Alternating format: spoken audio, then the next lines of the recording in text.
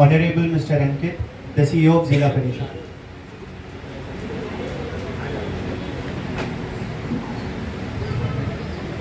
Sir मेरा sir cross आप थोड़ा cross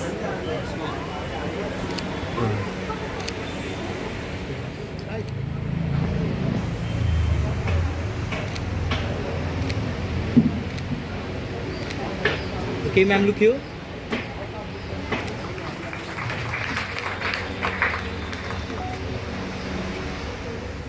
All the participants for speaking up and standing tall.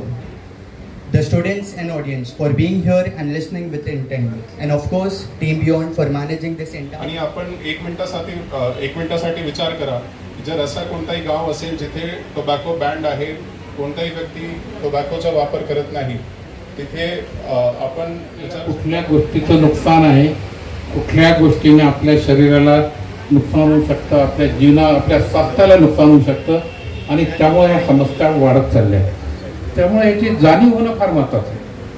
आणि व्यसनाधीनता किंवा तंबाखूचं व्यसन, जर मी तुम्हाला सांगितलं तंबाखू सेवन करणं हाच एक मानसिक आजार आहे, तर किती जणांना पटेल ते? नाही. तंबाखूचं सेवन करणं हाच मानसिक आजार आहे, 1 किंवा 2. म्हणजे पहा अजूनही गैरसमज किती आहे. गैरसमज याचा अर्थ असा नाही की त्याच्याबद्दल वेगळे चुकीचे समज असणं, पण ते माहितीच नसणं. आणि मानसिक स्वास्थ्य आपलं चांगलं आहे हा प्रश्न जर विचारला मी, किती जणांना वाटतं आपण मानसिकदृष्ट्या स्वस्थ आहे? हात वर करा. हीच मोठी अडचण आहे. किती जणांना वाटतं आपण अस्वस्थ आहेत? हात वर करा. अस्वस्थ म्हणणारे कमीत कमी 10-12 हातवर यायला लागले, पण स्वस्थ म्हणणारे मॅडम हातवर येत नाही. आता ह्याच्यासाठी सगळ्यात मोठा विषय बनलेला आहे व्यसनाधीनता. आणि दुसरं एक व्यसन जे जडत चाललंय आज, ते आहे सगळ्यांनाच आहे जवळजवळ फार मोठ्या प्रमाणात. कशाचं आहे ते? मोबाईल. सगळ्यांना माहिती आहे मोबाईल. तिनं भाषण केलं, मी म्हणलं ह्याच्याबद्दल कायद्याची काही आवश्यकता आहे, तर तिने मला सांगितलं नाही. माझ्या डोक्यात का प्रकाश पडला त्याचं कारण सांगतो. एक मला वाटतं और ये जो टोबैको का ये जो टॉपिक है ये मेरे दिल के बहुत क्लोज है, क्योंकि डेली हम फील्ड में जाते हैं, हम बहुत सारे लोगों को देखते हैं. अपराधी होते हैं, आरोपी होते हैं, फिरियादी होते हैं, पीड़ित होते हैं, और कुछ ऐसे चेहरे होते हैं जो खुद से परेशान हैं, वो खुद से ही लड़ रहे हैं. मैट्रिमोनियल डिस्प्यूट्स ये बहुत कॉमन टॉपिक है पुलिसिंग में. डेली FIRs इस मामले में रजिस्टर होती हैं और कपल्स हमारे पास आते हैं. तो कपल्स तो दोनों साइड है ही एक पार्टी की. जो सबसे इसमें जो नेग्लेक्टेड विक्टिम है वो बच्चा है. तो एक छोटा बच्चा मेरे पास आता है और बोलता है कि मुझे दोनों में से किसी के पास नहीं रहना है, और इनफैक्ट मैं चाहता हूँ कि नो मैटर कौन है पीड़ित, कौन फिरियादी, कौन आरोपी, सबको जेल भेज दो. तो हमने पूछा कि क्यों? तो उन्होंने बोला कि ये दोनों रात को दारू पीते हैं, दिन में तंबाकू खाते हैं, बीड़ी पीते हैं, दोनों एक दूसरे पर चिल्लाते हैं और मुझे पढ़ने नहीं देते, और मुझे बड़े होकर आप जैसा सरकारी नौकर बनना है. तो मुझे ये रियलाइज हुआ कि इन्होंने जो अपने खुद का जो लाइफ डिस्ट्रॉय किया है, अपनी मैरिटल लाइफ डिस्ट्रॉय करी है, वो तो एक सेपरेट कॉन्सेप्ट है, बट इन्होंने एक फ्यूचर भी डिस्ट्रॉय कर दिया है. एक छोटे बच्चे के जो खेलने कूदने की उम्र होती है, सोचने की उम्र होती है, कॉम्पिटिशन्स में भाग लेने की उम्र होती है, उसके फ्यूचर एस्पिरेशंस होते हैं, वो आज उन्होंने एक अच्छा जीवन उसका किसी ना किसी तरह से खराब किया. हम लोग मेंटल हेल्थ प्रोग्राम्स में जाते हैं, इनफैक्ट अवेयरनेस प्रोग्राम्स करते हैं, हेल्थ प्रोग्राम्स करते हैं, कैंप्स रखते हैं. उसमें भी हमें एक ऐसे आदमी मिलते हैं जिनके होंठ कहीं ना कहीं काले होते हैं, आवाज में कर्कश होती है, उनसे बोला नहीं जाता, माउथ कैंसर उन्हें डिक्लेयर होता है. उन लोगों की बीमारियां भी, जैसे डॉक्टर साहब ने बहुत सही तरीके से कहा, तो जब सिम्टम्स उनके डिक्लेयर होते हैं, उनको डिजीज डायग्नोज होता है, तब उनकी बीमारी स्टार्ट नहीं होती. जब वो बहुत छोटे होते हैं, 10-12 साल के होते हैं, और हाथ में बीड़ी लेते हैं और सोचते हैं कि हम बहुत बड़े हो गए, तभी से उनकी बीमारी, उनकी जो मेंटल है, नॉट ओनली फिजिकल, मेंटल बीमारियां भी शुरू होती हैं. हमने कितने पेरेंट्स को देखा है, सिंगल मदर्स को देखा है, जिनकी सेविंग्स, जैसे सर ने बोला कि सेविंग्स, उनकी डिस्पोजेबल इनकम इसीलिए खत्म हो जाती है क्योंकि उनके अँटी बच्चों टोबॅको को डे याच्या सर्वप्रथम सर्वांना शुभेच्छा देतो. आणि आजचा दिवस अवेअरनेससाठी आहे. कारण आपल्याला माहीत आहे की टोबॅकोबद्दल अवेअरनेस खूप कमी आहे. आता ज्यावेळी प्रश्न विचारला गेला की किती लोकांना ॲडिक्शन आहे, फक्त 2 हात वर गेले, आणि किती लोकांना ॲडिक्शन नाही, त्यामध्ये फक्त 2 हात वर गेले. याचा अर्थ आहे की जवळपास 90% लोकांना माहीत नाही आहे की त्यांना ॲडिक्शन आहे, किंवा त्यांना माहीत आहे तरी पण ते ॲक्सेप्ट करायला तयार नाही. म्हणजे काहीतरी एक स्टिग्मा त्याच्याबद्दल आहे की ते त्याचा वापर करत असेल तरी पण त्यांना ॲक्सेप्ट नाही करायचा की ते वापर करत आहे. आपल्याला माहीत आहे, आपण ऐकलं असेल की एक कोट आहे, जिंदगी बडी होनी चाहिए, लंबी नहीं. पण जर आपण टोबॅकोचा सेवन केला तर आपकी जिंदगी ना तो बड़ी होगी ना लंबी होगी. इसका अर्थ आहे की आपले जीवनमध्ये जे इम्पॉर्टंट मुवमेंट्स आहेत त्याचा आपण अनुभव घेऊ शकणार नाही. आपल्याला जीवनात वेळ कमी मिळणार, कारण स्मोकिंग किंवा टोबॅकोच्या वापरमुळे आपलं लाईफ कमी होणार आहे, आणि या दोघी कारणामुळे आपलं जे क्वालिटी ऑफ लाईफ आहे ते खूप कमी राहणार आहे. आता आपल्याला जर स्टॅटिस्टिक्सबद्दल सांगितलं तर एकदा आपण जर सिगरेट किंवा टोबॅकोचा वापर करत असेल, जवळपास 10 ते 11 मिनिट आपल्या जीवनात कमी होतात. म्हणजे वर्षभरात जवळपास 55 दिवस कमी होतात. आणि याच्यासोबत जे बाकी रिमेनिंग डेज आहे आपल्या लाईफचे, ते पण आपण टोबॅकोच्या सेवनमध्ये किंवा ॲडिक्शनमध्ये किंवा इतर प्रकारचे जे मेंटल हेल्थ इश्यूज आहेत त्यामध्ये आपण ते वाया घालतात. म्हणजे आपलं जे क्वालिटी ऑफ लाईफ आहे, जे दिवस आपण आपले स्वप्न पूर्ण करण्यासाठी त्याचा वापर करू शकतो किंवा आपल्या फॅमिलीसोबत ते व्यतीत करू शकतो, ते पण वाया जातात. आणि हे एक फक्त फिजिकल क्रायसिस नाही, मेंटल हेल्थ क्रायसिस पण आहे. कारण ॲडिक्शन आपल्याला माहीत आहे कोणत्याही वस्तूचं असू शकतं. इवन शुगरचं ॲडिक्शन असतो.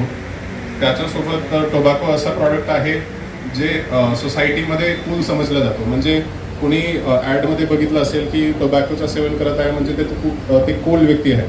पण हे परसेप्शन चेंज केलं पाहिजे. कारण जर आपण ठरवलं की जो कोणी व्यक्ती टोबॅकोचं सेवन करत आहे ते अनकूल आहे आणि त्याचा निषेध केला पाहिजे, किंवा त्यांना समजून सांगितलं पाहिजे की त्याचे साईड इफेक्ट्स काय आहे, त्याचे इल इफेक्ट्स काय आहे. So everyone, now comes the most awaited part, the prize distribution ceremony for the elocution competition and reel competition. So are you guys ready? आवाज नहीं है? Congratulations in advance to all the winners. Your voices matter and your efforts shine. Okay, we will begin with elocution competition. I request the dignitary. Before going ahead, I would like to correct my mistake. Mrs. Annapurna Singh, the additional superintendent of police. Sorry for the mistake. I request Dr. Miraj Khadri sir to please welcome Dr. Aditya Yedekar sir. Award to the prize winners. Third prize for elocution competition, it's a tie, goes to Pallavi Bendre and Khan Manza. Third prize, elocution competition, Pallavi Bendre and Khan Manza.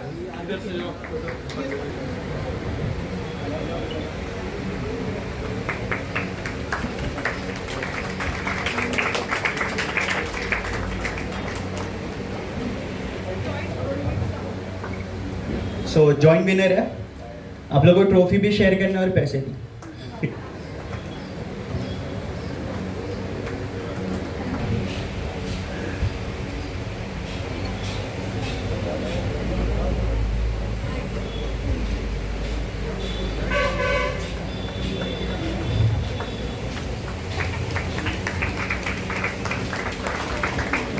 Goes to Arhanullah Khan.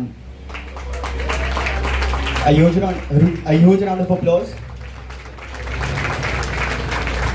He is from junior college. बाकी mostly participants सब senior college के थे.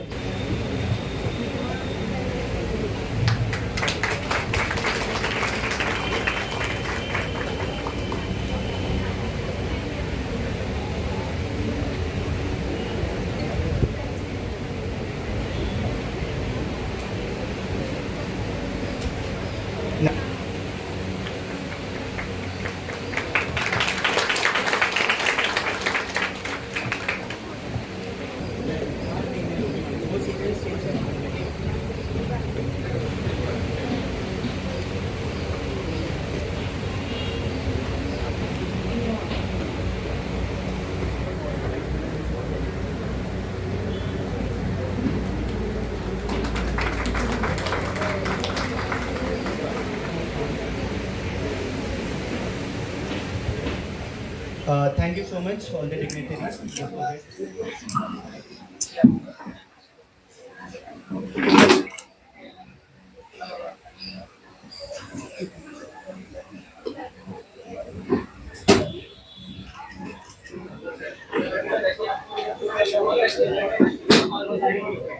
कार्यक्रम लिया गया है वो किस विषय में लिया गया है? देखिए, आज anti tobacco world anti tobacco day है, ये 2025, और ये शुरू हुआ था 1987 में। तो दुनिया भर में इस पे टोबैको एडिक्शन ये सबसे ज़्यादा आज फैला हुआ बीमारी, मैं बोलूँगा इसको बीमारी। अगर कोई इसको आजकल लोग नहीं समझते कि बीमारी है, क्योंकि ये बीमारी की लिस्ट में इंक्लूड किया गया है, मेंटल इलनेसेस में एडिक्शन भी। तो तंबाकू का सेवन भी जो है वो बीमारी के रूप में है, और इसके तरफ देखना भी चाहिए बीमारी की जैसी। अगर इसको समझेंगे ये बीमारी है तो लोग इससे बीमारी से बचने की भी कोशिश करेंगे और इसका इलाज करने की भी कोशिश करेंगे। लोग इसको बीमारी नहीं समझते, आदत समझते। इसलिए ठीक है, हमारी आदत अच्छी है बुरी है, फिर लोग उसको बुरी आदत बोलते, कोई अच्छी आदत बोलता, और इसमें वो उसका इलाज नहीं होता। तो जब तक बीमारी नहीं समझेंगे इसको, इसका इलाज नहीं होगा। बीमारी होने की वजह क्या है? अब बहुत से जो जितने भी आप मानसिक बीमारियाँ देखते, नफसियाती बीमारियाँ देखते, इसमें दिमाग में केमिकल्स कम हो जाते हैं। तो केमिकल्स कौन से कम होते हैं डिप्रेशन में? जैसे कि डोपामिन की कमी होती है या सेरोटोनिन की कमी होती है, और ये न्यूरोट्रांसमीटर की कमी जिनके दिमाग में है, या एंडोर्फिन की कमी है, ऐसे लोग ये एडिक्टिव सब्सटेंसेस लेने के ज़्यादा आदी हो जाते हैं। एक बार वो लिया, अब कुछ लोग बोलते कि मैं एक बार लिया मैं आदी नहीं बना, शराब पीने वाले बोलता मैं एक बार लिया उसके बाद नहीं लिया, या मैं छोड़ दे सकता। लेकिन ये हर एक के साथ मुमकिन नहीं है, गलत फहमी है। कुछ परसेंट लोग छोड़ सकते हैं, मगर 90 से 95% लोग को छोड़ना बहुत मुश्किल हो जाता है जब तक कि वो सही तरीके से इलाज ना करें।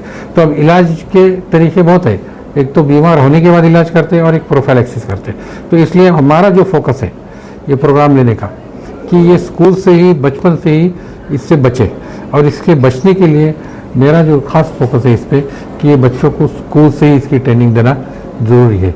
स्कूल में ही उनको मेंटल हेल्थ का उनके सिलेबस में भी इंक्लूड होना चाहिए। और जैसा कि अब हमारी कंट्री प्लूरलिस्टिक कंट्री है, हर मज़हब के लोग यहाँ स्कूल में होते हैं। तो मेरा जो स्पिरिचुअल एस्पेक्ट पे जो फोकस है आज, वो है कि सबको हर रिलीजन का स्पिरिचुअल नॉलेज देना चाहिए। वो एक दूसरे के स्पिरिचुअल नॉलेज से वाकिफ भी इसलिए होना चाहिए कि मैं जब तक दूसरे का स्पिरिचुअलिटी नहीं समझूंगा, मैं उसके बारे में रिस्पेक्ट करने के मेरे समझ में नहीं आती।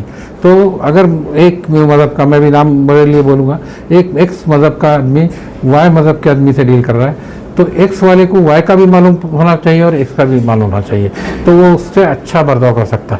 जब हम एक बात करते इम्पैथी वगैरह, जब तक ये चीज़ें नहीं बढ़ेंगी, हमारे पास के स्कूल से लेके सोसाइटी के लेके टेंशन जो बढ़ रहे हैं आज, वो कम नहीं होंगे। और ये लोग टेंशन छुड़ाने के लिए ये तंबाकू बोलो, सिगरेट बोलो, बीड़ी बोलो, और शराब बोलो, ये दूसरे एडिक्टिंग सब्सटेंस लेते हैं। और इसका जो इंसिडेंट जो बढ़ते जा रहा दिन ब दिन, आज दुनिया भर में लोग इससे परेशान हैं। हर एक बच्चों में भी 8-10 बच्चों में 3-4 बच्चे लेते हैं। अब जैसा कि मैं 50 साल से देखता हूँ, एक ज़माना ऐसा था कि इसके मुश्किल से आते थे कोई तंबाकू पीड़ी के लिए, इलाज के लिए, मगर अब उसके लिए भी आना बढ़ गए। जैसा कि मैं हॉस्पिटल में भी देखता हूँ कि जब पेशेंट एडमिट रहते हैं, उनके आने वाले 4 जो रिलेटिव में जो अभी बताया उसमें, कि उनके पास से जमा करते करते हमारे डब्बे जमा हो जाते। तो इतना इसका सेल और ये है, तो इसको हर लिहाज से कंट्रोल होना चाहिए। खुद का दिल का भी होना चाहिए, फैमिली से भी होना चाहिए, सोसाइटी से भी होना चाहिए, लॉ भी इसमें इन्फोर्समेंट होना चाहिए। लॉ भी ऐसा होना चाहिए कि इतना फ्रीली ये चीज़ें ना मिले, लोग इसका इस्तेमाल ना करें। और इसका एजुकेशन, अवेयरनेस सबसे बड़ा है, अवेयरनेस, सोच बदलना। मैं जो आ रहा हूँ, बुनियादी मेरा ऐसा है सोच। अगर आप पॉजिटिव सोच कम्युनिटी की बनाएंगे, सर ज़्यादातर नौजवान जो है, ज़्यादातर नौजवान इस नशे की तरफ तेजी से बढ़ रहे हैं। हाँ, इसका वजह ये है, इसकी जो सोच है कि हमारा नशा करने से हमारा गम भूल जाता, ये गलत है। उसका गम बढ़ता, उसकी एंग्जाइटी बढ़ती, उसकी परेशानी बढ़ती। जो रिपोर्ट्स है, जो सुसाइड का रेट, लोग समझते कि इससे हमारा डिप्रेशन कम हो जाएगा, हमारी एंग्जाइटी कम हो जाएंगी, हमारा स्ट्रेस कम हो जाएगा। मगर जो डिप्रेशन सुसाइड का स्टैटिस्टिक्स है, जो तंबाकू सिगरेट पीते हैं उनमें सुसाइड का रेट ज़्यादा है कि उनसे ज़्यादा। और इसीलिए आज जो सुसाइड रेट बढ़ते जा रहे हैं, ये सब जुड़े हुए हैं। ये पूरी बीमारियाँ, एंग्जाइटी, तनाव, उदासीनता, टेंशन, सुसाइड, स्किज़ोफ्रेनिया, ये जितनी भी बीमारियाँ ले रहे हैं, एडिक्शन, ये सर, पूरे ये मास जो बात कर रहे हैं आपने, ये जो एडिक्शन नहीं है उनके लिए, जो एडिक्ट हो गए उनके लिए कैसा करें? मैं देखिए अभी इसलिए पहले उनके लिए इसलिए ज़्यादा कर रहा हूँ, ये पहला बहुत इसलिए ज़रूरी है, अभी इससे बचाना स्कूल से ज़रूरी है, आने वाली जनरेशन को बचाना। अब जो हो गए, अब हो गए उस पर आता हूँ मैं, हो गए उनके लिए दवाखाने हैं। अब एक बार आ गए तो जब एडिक्ट हो गए ट्रीटमेंट की ज़रूरत है। देखो जब तक हार्ट की बीमारी नहीं हो रही उसको हॉस्पिटल जाने की ज़रूरत नहीं है, जहाँ हो गई तो उसको हॉस्पिटल की ट्रीटमेंट की ज़रूरत है। अब इसके सिस्टमेटिक ट्रीटमेंट में भी 4 तरीके हैं।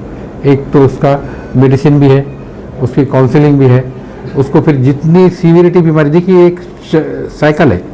देखिए अगर बीमार स्किज़ोफ्रेनिया का है, उसने अगर एडिक्शन सब्सटेंस लेना चालू किया है तो उसमें और ज़्यादा लेता। डिप्रेशन है, लेना शुरू किया वो और ज़्यादा लेगा। अगर खाली ले रहा शौक के खातिर, मगर वो थोड़े दिन लेके छोड़ सकता, मगर जब उसकी बीमारी में तब्दील हो जाती हो, हर छोटी मोटी बात पे लेने लगता, तो उसको आसानी से छुड़ाना मुश्किल जाता। फिर उसको सिस्टमेटिक इलाज की ज़रूरत होती है, हॉस्पिटल में जाना पड़ता, काउंसलर कहीं जाना पड़ता, साइकेट्रिस्ट की ट्रीटमेंट लेना पड़ता। उसकी जब सीवियरिटी जितनी उतनी, जैसा हार्ट डिसीज़ है, डायबिटीज़ है, डायबिटीज़ में भी थोड़ा सा डायबिटीज़ है, आप एक्सरसाइज डाइट से कंट्रोल कर सकते हैं, बट जब बढ़ जाता फिर उसको गोली भी लेना पड़ता, इंजेक्शन भी लेना पड़ता। तो वैसा भी इसके भी सीवियरिटी पे डिपेंड, आपको गोली दवा इंजेक्शन ज़रूरत पड़े तो ECT शॉक ट्रीटमेंट जिसको बोलते हैं वो भी लेना पड़ती है, मगर उसके इलाज के लिए आपको दवाखाने में। तो ये जो हम बात कर रहे हैं सोसाइटी में, कॉलेजेस में, स्कूल्स में, कम्युनिटी में, ऑफिसेस में, अलग अलग डिपार्टमेंट्स में, इस पर इसकी ट्रेनिंग हो, लोगों को इसके बुरे असर के बारे में बताया जाए ताकि वो अवेयर हो और उससे बचने की कोशिश करें, अपने आप को और अपने फैमिली को और सोसाइटी को वो बचा सके ताकि नेशन पीसफुल हो सके। Thank you.